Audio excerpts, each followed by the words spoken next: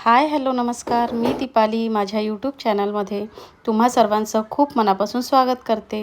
कसे आहात सगळे? तर सगळे मजेत असेल, आनंदी असेल, तसेच स्वस्त असेल आणि असायलाच पाहिजे अशीच मी बाप्पांच्या चरणी प्रार्थना करते। तर चला आज जरा ना मला किचनमधली सगळी क्लिनिंग वगैरे थोडी करून घ्यायची होती। तर यावरच्या सगळ्या डब्यांमध्ये ना काही उन्हाळी वाळवणाचे पदार्थ, साठवणीचे वगैरे जे पदार्थ असतात आपले ते सगळे ठेवलेले असतात। आणि आता काहीच दिवसामध्ये पावसाळा सुरू होईल, तेव्हा मग हे सगळे पदार्थ बाहेर काढून भांडे वगैरे काही घासणं होत नाही, डबे वगैरे। कारण पावसाळ्यामध्ये वातावरणातही मॉइश्चर असतं, त्यामुळे साठवणीचे पदार्थ वगैरे बाहेर काही ठेवणं होत नाही, कारण ते फुलिजण्याची वगैरे शक्यता असते। आणि पावसाळ्यामध्ये बघावी तशी कडक ऊन देखील नसते। मात्र आता अजूनही छान ऊन आहे, त्याच्यामुळे म्हटलं चला सगळे पदार्थ बाहेर काढून त्याला ऊनही दाखवून देते। आणि आज जे सगळे मला डबे वगैरे घासायचे आहे तेही सगळं आज किचनमधलं मी सगळं काम करून घेते। कारण आणि मध्यंतरी आता जसं की गावाला गेली होती, त्यामुळे तेवढे दिवस घर सगळं बंद होतं आणि त्याच्यामुळेही घरामध्ये सगळी थोडीशी धूळ झालेली होती, म्हणून थोडं किचनही मला आवरून घ्यायचं होतं। आणि तसंही ना एवढ्यामध्ये सकाळच्या वेळेस इतकी म्हणजे जास्त हवा असते की सगळं त्या हवेसोबत ना खूप जास्त धूळ घरामध्ये उडून येत असते। कारण आता जोपर्यंत पाऊस वगैरे पडत नाही तोपर्यंत ही सगळी माती वगैरे काही दबत नाही, त्याच्यामुळे ना हवेसोबत सगळी ती उडून येत असते, त्याच्यामुळे घरामध्ये खूप जास्त धूळ होत असते। तर आमच्याकडे तर म्हणजे अजून पाऊस यायचा आहे, काही काही भागांमध्ये पाऊस पडलेला आहे। तर तुमच्याकडे पाऊस आला आहे का नक्की कॉमेंटमध्ये सांगा।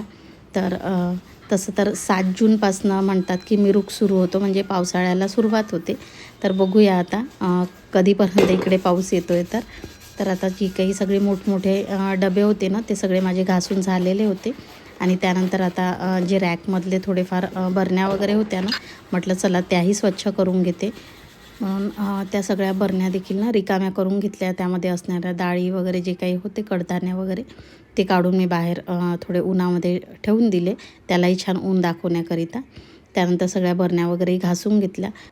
तसं तर गावावरून आली ना तेव्हापासूनच सगळं किचन पाहून असं वाटत होतं की कधी हे सगळं करायला मिळेल म्हणून। पण आल्यानंतर जरा काही दिवस थोडा लग्नाचा कामाचा थकवा होता आणि आता करू करू म्हणेपर्यंत आता एवढे दिवस निघून गेले। म्हटलं चला आता करून घ्यावं, कारण आता पावसाळा अगदी जवळ येतो आहे आणि एकदा जर मग पाऊस आला की मग हे सगळे कामं तसेच राहून जातील, म्हणून म्हटलं चला आज करून घ्यावे।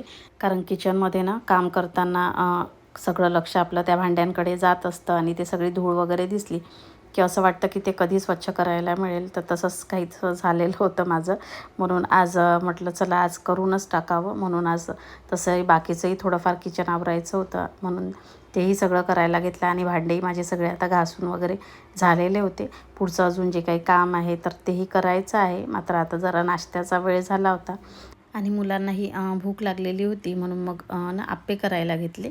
तर कालच डाळ आणि तांदूळ भिजत वगैरे घालून ना ते मिक्सरमध्ये वाटून सगळं ते फर्मेंट वगैरे करून ठेवलेलं होतं मी मिश्रण। तर म्हणून आता नाश्त्यामध्ये छान असे आप्पे वगैरे करून घेतले। आणि त्याच्या सोबतीला मग मी शेंगदाण्याची चटणी देखील केलेली होती। आता मुलं घरी आहेत तर रोज काही ना काही हा नाश्ता बनवावाच लागतो। एकदा आता शाळा वगैरे सुरू झाली की मग मुलं निघून जातात सकाळी, तर त्याच्यामुळे नाश्ता मग कधी कधी संडेला वगैरेच बनत असतो। मात्र आता सुट्ट्यांमुळे रोजच काही ना काही नाश्ता हा बनवावा लागतो, म्हणून आज जरा आप्पे करून घेतलेले होते। आणि त्यामध्ये शिमला मिरची, कांदा, कोथिंबीर वगैरे ह्या सगळ्या भाज्या वगैरे ॲड केलेल्या होत्या मी, कारण मुलांना एकदम सिंपल असे साधे आप्पे नाही आवडत माझ्याकडे, म्हणून छान थोड्या भाज्या वगैरे मिक्स करून बनवले होते। तर चला आता सगळ्यांचा नाश्ता वगैरे झालेला होता आमचा आणि त्यानंतर जी काही पुढची कामं होती त्याला मी लागलेली होती। तर आता गॅस ओट्यावरची जी काही टाईल्स वगैरे होती ती सगळी स्वच्छ करून घ्यायची होती मला। तर आधी पाण्याने ती सगळी टाईल्स ओली करून घेतली आणि त्यानंतर मग सगळी ती घासून काढली। त्यानंतर एका ओल्या कपड्याने पूर्ण टाईल्स मी पुसून घेतली, नंतर एका कोरड्या कापडाने पुसून घेतली, म्हणजे कुठल्याच प्रकारचे डाग वगैरे त्याच्यावर असायला नको, सर्फचे वगैरे। आणि इकडे सक्षमही थोडा किचनमध्ये ना मदत करत होता माझी, जी काही भिंतीवर कोपऱ्यांमध्ये वगैरे थोडेफार जाळके वगैरे होते तर तेच त्यांनी मग ते सगळे काढून दिले मला। आणि भिंतींवर असलेली ना धूळ वगैरे थोडी झटकून घे, कारण आता पावसाळ्यामध्ये ना मग सगळ्या भिंती बाहेरून सगळ्या ओल्या होतात आणि सगळा थंडावा असतो त्याच्यामध्ये, त्याच्यामुळे मग ते जाळके वगैरे ना असे भिंतीला चिपकल्यासारखे होतात, ते व्यवस्थित निघत देखील नाही। तर इकडे सक्षमचे जाळके वगैरे काढून झाले होते भिंतींवरचे आणि माझा ओटा वगैरे सगळा स्वच्छ करणं सुरू होतं. तर किचनमधला ना फॅनही खूप खराब झालेला होता, म्हणून मग सक्षमला मी तो सगळा पुसायला लावला.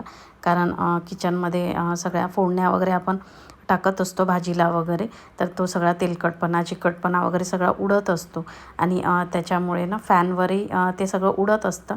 त्याच्यामुळे किचनमधला फॅन जरा जास्तच खराब होत असतो. त्याच्यामुळे तो जरा खराब झालेला होता, म्हणून मग सक्षमला तो मी पुसायला सांगितला आणि अपेक्षाही त्याच्या मदतीला होती तिथे. आणि मी इकडे ओटा वगैरे सगळा पुसून झालेला होता माझा. त्यानंतर ओट्याच्या खालचा सगळा भाग ना तिथले सगळे भांडे वगैरे काढून तोही सगळा मी पुसून घेतला, सगळा तिथला क्लीन करून घेतला. कारण रोज तिथले काही भांडे वगैरे काढून डबे वगैरे काढून रोज काही पुसणं होत नाही ते सगळं. तर आता सगळा ओटा आणि सगळं क्लीन झालेलं होतं. त्यानंतर सगळी झाडझूड वगैरे करून मी पोछा वगैरे लावून घेतला घराला आणि किचन अगदी मस्त छान चमकलेलं होतं, अगदी स्वच्छ झालेलं होतं आणि ते बघून खरंच छान वाटत होतं. आणि स्वच्छ किचन असलं तर आपल्याला काम करायलाही खूप छान वाटतं. आणि किचनमध्ये काम करताना मन देखील आपलं प्रसन्न राहतं ते सगळं स्वच्छता बघून. आणि किचनच नव्हे तर संपूर्ण घरच स्वच्छ असायला हवं, कारण म्हणतात ना की स्वच्छतेतच खरी लक्ष्मी असते. तर चला, माझं सगळं आता आवरून झालेलं होतं किचन आणि रॅकमधले पेपर वगैरे चेंज करून सगळ्या बरण्या भरून डबे वगैरे भरून मी जागच्या जागी सगळं लावून दिलेलं होतं. तर चला, असा होता आजचा सगळा क्लिनिंगचा माझा व्लॉग. तर चला, आता इथेच व्लॉगचा एंड करते आणि तुम्हाला माझे व्लॉग कसे वाटतात प्लीज मला कमेंटमध्ये सांगत चला. त्याचबरोबर व्लॉग आवडला तर लाईक करत चला आणि आपल्या चॅनलवर जर कोणी नवीन असेल त्याने चॅनलला सबस्क्राईब करून घ्या. भेटूया नेक्स्ट व्लॉगमध्ये. तोपर्यंत बाय बाय.